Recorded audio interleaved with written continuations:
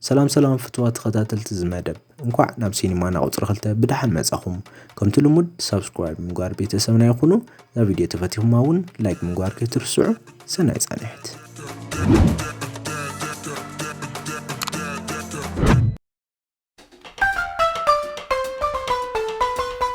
تاريخنا خجمر نكلو برين تبهالنا انسسا فوتوغرافر ابصرحنا هلونا رئينا يو برين ثانية تبهالت حقازي زلاتون تخون تانيا نبرين أزياء تفكرو نيرا بزرخبوت أقاطام خلوون نبرين كتمسطا يتفتن إذا تكباراغن برين كحرق يقبرو نبرا نسو نعا أقل سمع زيولون تخون إذا نقرد ما بتدقاقامي أرقيسو تزاري وايو حدا معلتون برين أبصر حبوتو حدا خلو سئلنا العلن كله حانت أزي هفتام زخونة سبيتي دمو أحيزانا وشتا أتوات برينون قلبن دمون تتمامي تونز فتر نقر سلز فلت نتانيا اتخلونا دمو خيريا حسكيا وسي إلى أززا تانيا قن تبهالو توب سيمي قبارا اتخلونا دمو ريو كقوايا جمرة بزي نقرون اتستوديو تحمسا لحارون برين نتتبلاشو استوديو نعرين تولو تانيا مسيا يغرتها نقبر اللام انتان حتتتو مريدنا ون نا حدا ريستورانت وسيدو نيكيتا تبهال هبوب ناي كروشيا غانغستر يرينا نيكيتا ون مس ايجنت روسن ايجنت ميرن تبهالنا ايميغريشن سبات علال حيزو نرئي نيكيتا قالنا امريكا زيغنت كتحزلو نتو قداي بقرش تتقيمون مودايو نزوم كلتا سبات زرقبهم نسو تغيرهم لون 10 شحنة امريكا دولار كم زخفلهم تزاربهم نسوم جن نمنجست سرحتنيا بتقوم خدل المفتانكا كن عسركا نخلينا إلهم أفرار حموات يوم كدو نيكيتاون نتبريك تبها الحلاويو قبوزو يقبول سوات من تعديخ أخا حسكا اللي مسيقا بموال حريقو تزاربو بريكون يقرتا دحر موالو كالإخاوهم لعال سلطان زولو وسب حيزو لخمز ملسكا لاتولو نيكيتا جن كالي مفتح خندلا لنا بموال كتشدرولو جمرة برين يشتي سمع تمام تسمعو ناو حد حكيم كيدو نبره اتحكيم ون اتحمام مثل چاون چنقتن طرح خم زخونه بمزراو ባህላ ብዙኾነ መንገድ ንሓከሙን ተሎ ናይ ኒኪታ ሰባት ናውሽታ ኣተው ናበይ ይወስዱ ከም ዘለዉ እንተ ተዛረቡ ንብሬን ከም ፌስታልን ጠልጢሎም ካብቶ ተሒዞም ወፁ ናብ ኒኪታ ወሲዶምውን ኣብ ቅድሚኡ ገበርሉ ብሬን ንምንታይ ናብ ዝቦታ ከም ዘምጽዎ ንኒኪታ ሓተቶ ኒኪታውን ሰበይቱ ናብ ኡነታት ፎቶ ኣድሙ ስእሊ ክተስእላ መጽያ ከም ዝነበረትን ብዘጓነፈ ነገር ግን እታ ድሙ ከም ተሓሰየትን ንዕውን ክሓሳኽሕስ ከም ዘለዎ ተዛረቦ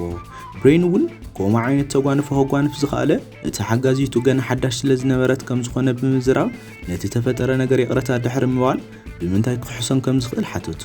ኒኪታውን ንጓሌ ማርሻ ተመርዐወለይ ኢሉ ተዛረቦ ጓሌ ማርሻ ንኣሜሪካ ዜግነት ምርካብ ኣዝዩ በዳህ ስለ ዝኾና ንስኻ ግን ኣሜሪካዊ ስለ ዝኾንካ ንዓኻ ተመርዓትካ ነገራት ኣዝዮም ይምቀለልቲ ክኾኑላ ብምባል ተዛረቦ ኣስዒብውን ንሳ ትምርዐዎ ዜግነት ንኽትረክብ ጥራሕ ስለ ዝኾነ ድሕሪ ሓደ ዓመት ክትፈላለዩ ኢኹም እስካብ ሽዑ ግን ገለ ክትገብራ ይትኽእልን ምኽንያቱ ብድሕሪኻ ንሓላዊ ብሬክ ያኽትምርዐዎ ብምባል ተዛረቦ ንዝተሓስበሉ እውን ሓንቲ መዓልቲ ክበካ እየ ኮይኑ ግን ዝወሰንካ ተወሰንካ ምምርዓውካ ዘይተርፍ እዩ ብምባል ኪድበቃ ተኣለ ካብ ዝቕድመይ ኢሉ ተዛረቦ ብሬን እውን ለይቲ ሙሉእ ማርሻ መልክዓ ኸመይ ክኾን ከም ዝኽእል ንሓሰበ ሓደረ ናብ ወላዲቱ ደው ኢሉ እውን ብዛዕባቱ ጉዳይ እንትዕልላ ናይ ወላዲት ነገር ወዳ ሓቀኛ ሓዳር ክገብር መሲልዋ ኣዝያ ተሓጎሰት ብሬን ግን ሓዳሩ ሓቀኛ ሓዳር ከም ዘይኮነን ነታ ዝምርዓዋ ጎርዞ ንባዕሉ ክትንክፋ ከም ዘይኽእል ተዛረባ ቅድሚ ክልተ ሰሙን ትመርዓውን ኒኪታ ንብሬን ናብ ናይ ብሕቱ ነፋሪት ፀዊዑ ኣዝዩ ክባር ዝኾነ ናይ ዳይመንድ ካቲም ኣብ መርዓውን መዓልቲ ንማርሻ ክገብረላ ምእንታን ሃቦ ኣብ ስራሕ ቦትኡ እውን ብሬን ንታንያ ኩሉ ነገር ተዛረባ ታንያ ግን ኣነ ክፋትሐካ ኢልካ ዝፈጠርካዮ ታሪኽ እዩ ኢላ ተዛረበቶ ብሬን እውን ክጅምር እንከሎ ንስኺ ካብ ሓጋዚተይ ወፃኢ ከም ካልእ የርእየክን ብምባል ንዓዓ ዝኾነ ዓይነት ድሌት ከም ዘይብሉ ዳግማ የርጊጹ ተዛረባ ካብ ስርሖም ስወፀውን ንብሪክ ይረኽቦሞ ኣብ ኢሚግሬሽን ኣትዩ ክሕተት እንከሎ ክምልሶም ዝግባእ መልሲ ከመይ ክምልስ ከም ዘለዎ ረድኦ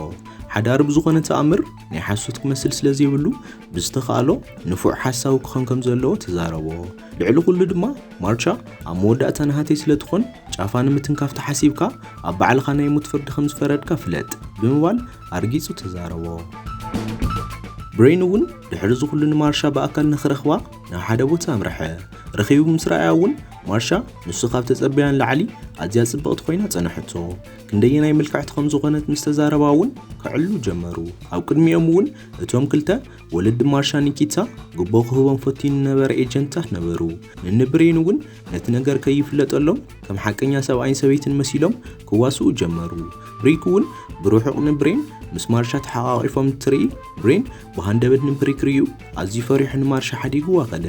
ክልቲኦም ናይ ኢሚግሬሽን ሰባት ምስ ረኸብዎ እውን ምስ ማርሻ ከመይ ከም ተላለዩ ሓተትዎ ንሱ እውን ወላዲ ማርሻ ኒኪታን ብሪክን ንኽምልስ ዝኣዘዝዎ መልሲ መለሰሎም እቲ ሓደ ኤጀንት እውን ትምርዖ ዘለኻ ጓል ናይ ሓደ ህቡብ ነጋዳይ መዕወነ ሓሸሽን ገበነኛን ሰብ እዩ ብምባል ከፈራርሖ ፈተነ ብሬን እውን ኒኪታ ንጓልኹም ርዓወሊ ይገብሮ ከምዘየለን ዝገብሮ ዘሎ እውን ንማርሻ ፈቲዋን ብፍቕራ ተጸሊሉ ጥራሕ ምዃን ተዛረቦም እታ መዓልቲ መርዓ ኣኺላ እውን ኩሎም ብሓደ ኸጸንብሉ ጀመሩ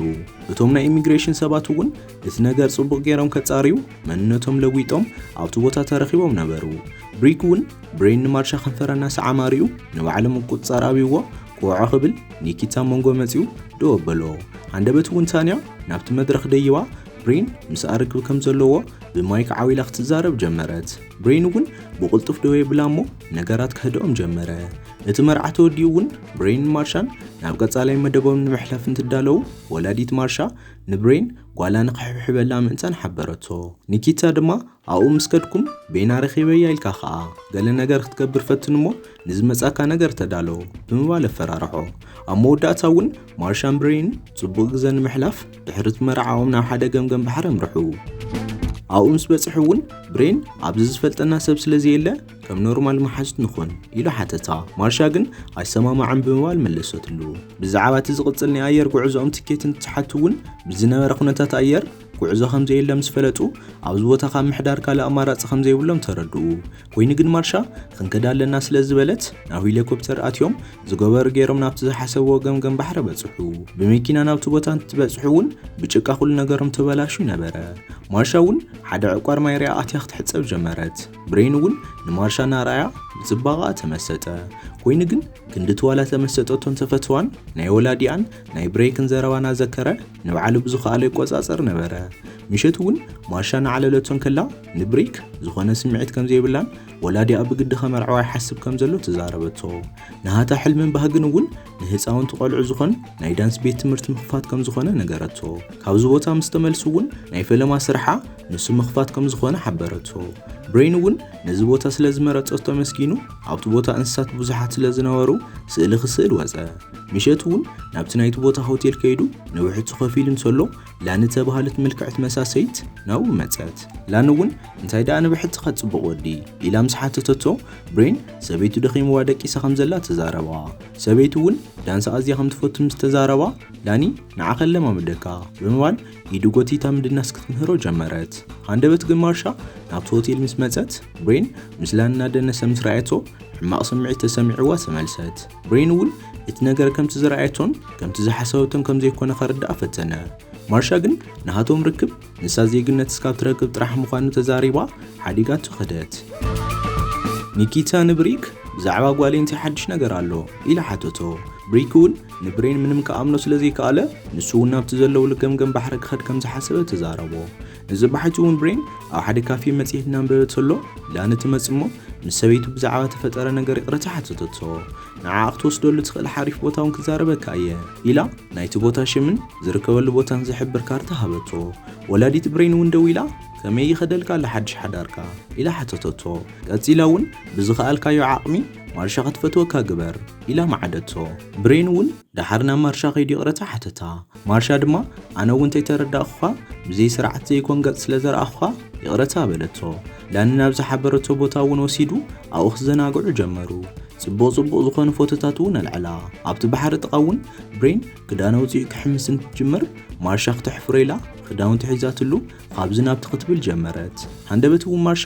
ኣብቲ ነበረትሉ ጫካ ብዘይተፈልጡ ሰባት ተኸቲራ ተወስደት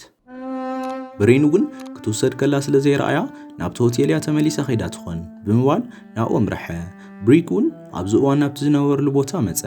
ብሬን ናብቲ ዝሓዝዎ ዓራት እንትኣቱ ንታንያ ረኽባ እሞ ኣዝዩ ሰንበደ ብቕልጥፍተይ ተዋረድኪ ካብዚ ቦታ ውፂ እንትብላ ታንያ ግን ናብ ገለ ይከድን ኢላ ደረቕ በለት ቴሌፎን ፀዊዓን ትዕላውን እታ ደዋሊት ማርሻ እያ መሲላቶ ነይራ ኮይኑ ግን ሓደ ሰብኣይ ንሰበይቲ ከም ዝኸተረሉ ተዛሪቡ እስካዕ ጽባሕ 6 ሰዓት $10 ሚልዮን ተዘሂብዎ ዳግማይ ንሰበይቲ ክረኽባ ከም ዘይኽእል ተዛሪቡ ነቲ ቴሌፎን ዓፀዎ ድሓር እውን ማርሻ መን ከም ዝኸተራን ትርኢ እቶም ክልተ ናይ ኢሚግሬሽን ሰባት ምዃኖም ንርዳእ ላን እውን ናብ ናይ ብሬን ክፍሊ እንትኣቱ ሰበይቱ ብዘይተፈልጡ ሰባት ከም ተኸተረት ተዛረባ ኣብ ውሽጢ እቲ ክፍሊ እውን ላኒን ታንያ ምስ ረኣየታ እዚኣ ኸ ደኣመን ኢላ ሓተተቶ ብሬክ እውን ናብቲ ናይቲ ሆቴል ባርተንደር ከይዱ ክሓትት ጀመረ እቲ ባርተንደር እውን እቲ ትብሎ ዘለኻ ወዲ ትማሊ ምሳብ ዝትሰርሕ መሳሰይቲ ድንስ ነይሩ ብምባል ሎማዓንቲ ድማ ምስ ሰበይቱ ክዘናጋዕ ናብ ጫካ ከይዱ ከም ዝነበረ ተዛረቦ ብሬክ እውን ብዝሰምዖ ነገር ሓሪቑ ንብሬን ክደልዮ ጀመረ ላን እውን ንብሬን ማርሻ ንኽትረኽባ ብዝኻኣልክዎ ኩሉ ክሕግዘካ እየ ናበለቶ ተላ ብሬክ ብደገ መፂኡ ከንኳሕኩሕ ጀመረ ብሬን እውን ኣዝዩ ሰንቢዱ ንኽልቲአን ኣዋልድ ሓበአን ብሬክ ነቲ ማዕጾ ብሓይሊ ወቂዑ ድሕሪ ምእታው ምስ መን ኢኻ ትቀዛዘ ዘለኻ ኢሉ ንዕነ ወፃ እናበለ ናይ ኣዋልድ ሽም ክፀዋዕ ጀመረ እተን ኣዋልድ ግን በቲ በረንዳ ገጸ ኣቢለን ወፂአን ነበራ ብድሕሪኡ እውን ብሬክ ንብሬን ንማርሻ ናበይ ዲኻ ኢኻ ወሲድካያ ብምባል ሽጉጥ ኣልዕለሉ ብሬን እውን ናብቲ መሐመሲ ገኒ ናይቲ ሆቴል ክሕምስ ኢላ ኸይዳ ኣላ ብምባል ሓሲዩ ተዛረቦ ብሬክ እውን ንማርሻ ክረኽባ ኢሉ ናብኡ ኸደ ኮይኑ ግን ኣብኡን ታንያ ይርኽባ እሞ ታንያ ማርሻ ከም ተኸተረት ተዛረበቶ ወዲ ሓወቦ ላኒ ዝኾነ ኤኒስቶ ተባሃለ ወዲ እውን ምስ ብሬን ንማርሻ ክደልያ ማኪናኡ ሒዙ መፀ ታንያ እውን ኤኒስቶ ምስ ረኣየቶ ምስኡ እውን ፍቕሪ ሓዛ ብሬክ እውን ይሪኦም እሞ ናብኦም ናጉየ መፀ ንሶም ግን ብቕልጡፍ ናብ መኪኖም ኣትዮም ሃደሙ ብሬክ እውን መኪናኡ ኣልዒሉ ብድሕሪኦም ክስዕቦም ጀመረ ንብሬን እውን ናብ ሄሊኮፕተር ኣትዮም ብቕልጡፍ ሃደሙ ብሬክ ድማ ናብ ኒኪታ ደው ኢሉ ኩሉ ዘጓነፈ ነገር ተዛረቦ ንማርሻ ዝኸተርዋ ሰባት ናብ ሓደ ገዛ ኣትዮም መኪናኦም ከይትረአ ብሜላ ሸፈንዋ ንብሬን እውን በዚ ምኽንያት ማርሻ ተወሰደቶ ቦታ ንምርካብ ኣዝዩ በዳህ ኾኖ ኣብ ልዕሊኡ እውን ታንያ ብራኸ ስለ ትፈርሕ ክትእውን ትጅምር ኣለሽኦም ዝገደደ ፈታኒ ገበሮ ኣብ መወዳእታው እናመሸየ ምስ ከደ ኣብ ሓደ ገምገም ባሕሪ ወሪዶም ኣብኡ ካምፕ ገይሮም ንምሕዳር ወሰኑ ብሬን ንሰበይቲ ብዘይ ምርካባ ሓዚኑ ንብሕቱ ኮፍ በለ ላን እውን ናብ ጥቂኡ መፅያ ጽባሕ ሓደ ንሳ ትፈልጦ ቦታ ስለ ዘሎ ናብኡ ኸይድና ክንረኽባ ኢና ኢላ ክትፀናንዖ ጀመረት እቲ ኤጀንት ሜሪ ተባሃለ ሰብኣይ እውን ናይ ማርሻ ክባር ናይ ዳይመንድ ኻቲም ርዩ ክወስደላ ክብል ማርሻ ገጹ ብእግራ ወቂዓ ወደቐቶ ንጽባሒቱ እውን ንብሬን ላን ናብ ዝበለቶ መንደር ከይዶም ንማርሻ ክደላልይዋ ጀመሩ እቶም ናይቲ መንደር ሰባት እውን ኣሜሪካውያን ኣብቲ ጎበሪኦም ከም ዝነበሩ ተዛረብዎም ላን እውን ሄሊኮፕተር ሒዝና እንተኸይድና ብቐሊሉ ክርኢና ስለ ዝኽእሉ ብእግርና ናብኡ ንኸይድ ብምባል ሓሳብ ኣምፀት ኣብዚ መንጎ ኒኪታ ናብ ብሬን ደወለ ብሬን እውን ንጓሉ ናብ ዝኣተወ ኣትዩ ገለ እንተይኮነት ከም ዘምፃሉ ቃል ኣተወሉ ብሬክ እውን ንብሬን ናብ ዘለውላ መንደር ክመፅእ ጀመረ እቶም ንማርሻ ዝኸተርዋ ኤጀንትታት እውን ናብ ሓላፊኦም ደወሉ ለካ ንማርሻ ምስኦም ተረዳዲኡ ዝኽተራ በዓል ብሬክ ነበረ እዚ ዝገበረሉ ምኽንያት እውን ንኒኪታ ክሒዱ ቅርሹ ንምዝማት እዩ ማርሻ እውን ንባዕላ ዝገበረት ጌራ ምስ ፈትሐት ናብቲ ማዕጾ ተጸግዐት ብደገ ግን ዓጽዮሞ ስለ ዝነበሩ ክትወፅእ ይከኣለትን ኣብኡ ዝረኸበቶም ኬሚካላት እውን ናብ ሓደ ባልዲ ሓዋዊሳ ሽንተይ ክሸይ እንደልየ እየ ክፈቱለይ ኢላ ክትጭድር ጀመረት እቲ ሓደ ኤጀንት መፂኡ እውን ነቲ ማዕጾ እንትኸፍተላ ማርሻ ነቶም ዝሓዋወሰቶም ኬሚካላት ናብ ገጹ ደፋኣትሉ ናይ ማሓዞ ኣውያት ሰሚዑ እውን እቲ ሓደ ኤጀንት መፀ ንዕኡ እውን ግን ገጹን ርእሱን ወቂዓ ካብቲ ቦታ ሃደመት ብሬክ እውን ናብ ንታንያ መፂኡ ንኢኒስቶ ብመጋፍያ ርእሱ ወቂዓ ወደቆ ንታንያ ሒዙ እውን ከሳቅያ እንትጅምር ታንያ ብሬን ማርሻ ዘላቶ ቦታ ፈሊጡ ናብኡ ከም ዝኸደ ተዛረበቶ ኢኒስቶን ላንን እውን ንብሬን ንምድሓን ናብኡ ንምኻድ ናብ ሄሊኮፕተር ደየቡ ክልቲኦም ኤጀንትታት ካብ ዝወደቕዎ ተሲኦም ዝገበሩ ገይሮም ንማርሻ ክደልይዋ ጀመሩ ማርሻ ካብቲ ገዛ ምስ ወፀት እውን ንብሬን ደው ኢላ ሕጂ ዘላቶ ቦታ ሓበረትሉ ብሬን እውን ናብቲ ቦታ እንትመፅእ ናይ ኢዳ ካቲም ወዲቑ ረኸቦ ኣብቲ እዋን ብሬክ ናብቲ ቦታ መፀ ብሬክ እቶም ኤጀንትታት ደው ኢሎምሉ ማርሻ ከም ዝሃደመት ተዛረብዎ ብሬን እውን እዚ ኩሉ ጉድ ተሓቢኡ እናሰምዐ ነበረ ድሕሪ መጋረጃ ትኽትራን ድማ ቀንዲ ሰብ ብሬክ ከም ዝኾነ ተረድአ ብድሕሪኡ እውን ናይ ብሬን ቴሌፎን ትፅውዕ ብሬክ ሰሚዑ ከጓዩ ጀመረ ብሬን እውን ዝገበረ ገይሩ ናይ ብሬክ ማኪና ሒዙ ካብቲ ቦታ ሃደመ እቶም ኤጀንትታት እውን ንማርሻ ሪኦም ከጓይዋ ጀመሩ። ሃንደበት እውን ብሬን በቲ መንገዲ ንሱን ትመጽእ ማርሻ ትሪኦሞ ብቕልጡፍ ናብታ መኪና ድሕሪ ምእታው ካብቲ ቦታ ሃደሙ። እቶም ኤጀንትታት ግን ናይታ ማኪና ኦሞተር ይውዕሎሞ እታ ንብሬን ዝነበሩላ ማኪና ክትባራዕ ጀመረት። ብድሕሪኡ እውን ወሪዶም ብንእሽተይ ጀልባ ክሃድሙ ጀመሩ። ማርሻ እውን ናብ ወላዲኣ እናደወለት እንተላ እቲ ሓደ ኤጀንት ካብዚ መጺኡ እንተይተባሃለ ቴሌፎን ኣሕደጋ። ብሬን እውን በቲ ሒዝዎ ነበረ ዕንፀይቲ ርእሱ ወቂዑ ናብቲ ማይ ከኣቱ ገበሮ። ናብ ሓደ መንደር በፂሖም እውን እቶም ናይቲ መንደር ሰባት ሓገዝዎም። እቶም ናይቲ መንደር ቀቢላታት ዋላ እኳ እንግሊዝኛ ተዘይከኣሉ ብዝኸኣልዎ ዓቕሚ ግን ደስ ዝብል ኣቀባብላ ገበርሎም። ኣብ ዝቕፅል መዓልቲ ብሪክን እቲ ሓደ ኤጀንትን ናብቲ መንደር በፂሖም ተኹስ ከፈቱ። ብሬን ማርሻን እውን ካሃድሙ እንትፍትኑ ኣብ መወዳእታት ኤጀንት ይመጽሞ ሽጉጥ ኣልዕለሎም። ብድሕሪት እውን ብሪክ ይመጽሞ ነቲ ሓደ ኤጀንት ቀቲሉ ንማርሻ ዘድሕና ከምስል ፈተነ። ማርሻ ግን ንሱ በዓል ከም ዝኸተራ ጽቡቕ ጌራ ፈሊጣ ነበረት። ንዕዑ ክትመርዖ እውን ከም ዘይትደልን ንወላዲኣ ከም ዝኸሓዶ እናተዛረበቶ ኸላ ንንላኒ ብሄሊኮፕተር መጹ። ብሪክ እውን ኣብቲ እዋን ተደናጊሩ ናብታ ሄሊኮፕተር ግልጽ እንትብል ብሬን ዘሊል ነቲ ሽጉጥ ምስ ሕደጎ ክባኣሱ ጀመሩ። ማርሻ እውን ነቲ ሽጉጥ ኣልዒላ ንብሪክ ተኩሳ ወቃዓቶ። ኣብዚ እዋን ግን ክልቲኦም ተተሓሒዞም ታሕቲ ወደቑ። ብሪክ ናብ ከውሒ እንትወድቕ ብሬን ግን ናብቲ ቃላይ ኣተወ። ካብቲ ቃላይ ወፂኡ እውን ኩሎም ሓቢሮም ብናይ ኢኒስቶ ሄሊኮፕተር ከዱ። ኒኪታ እውን ይመጽሞ ንብሬን ብናሃቱ ሰባት ከውቅዓ ጀመረ። ማርሻ ግን ናብ ወላዲኣ ብምኻድ ናይ ዝኹሉ ውዲት ሓንጻጺ ብሪክ ከም ዝነበረን ህይወታ ዘድሕንላ ግን ብሬን ምዃኑ ተዛረበቶ። ኒኪታ ድማ ብቕልጡፍ ነቶም ናሃቱ ሰባት ንብሬን ምውቃዕ ምደው ከብሉ ይዛረቦሞ ንብሬን ከመስግኖ ጀመረ። ህያብ ኢሉ እውን ነታ ዝፈትዋ ሽጉጥ ሂቡ ሓቐፎ። ወላዲት ማርሻ እውን ብሬን ንዝገበረሎም ነገር ብምሉእ መስኪና ርክቦም ንኽቕጽሉ ለመነቶ። ኮይኑ ግን ብሬን ዋላ እኳ ክንድትን ማርሻ ካብ ልቡ ተፍቀራ ሓቢሩ ግን ምስ ስድራኣ ክነብር ከም ዘይደሊ ተዛሪብዋ ሓዲግዋ ኸደ። ኣዋርሕ ሓሊፎም እውን ብሬን ናብ ስርሑ ተመልሰ።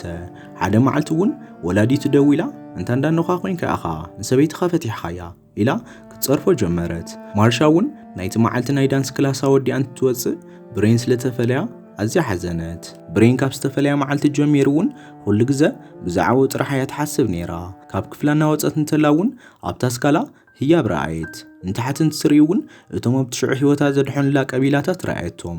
ብሬን እውን ኣብ መንጎኦም ባልኡ ጌር እናበኸየ ሓቢሮም ንኽኾኑ ሓተታ። ብዘይከኣ ክነብር ከም ዘይኽእል ምስ ተዛረባ እውን ተሓቋቒፎም ትሰዓሙ ርኢና ፊልምና ንዛዝም። كورات تغتاتل سينمانا نايلو معانت مدبنا زي أسمسل نيرا فاتيغ ماتكون تسفاي قبر سابسكرايب زي غوركم تهاليكم من حجون سابسكرايب من غوار بيس ساويخونو سكابات على مدام الرخب يصح ساوي لنا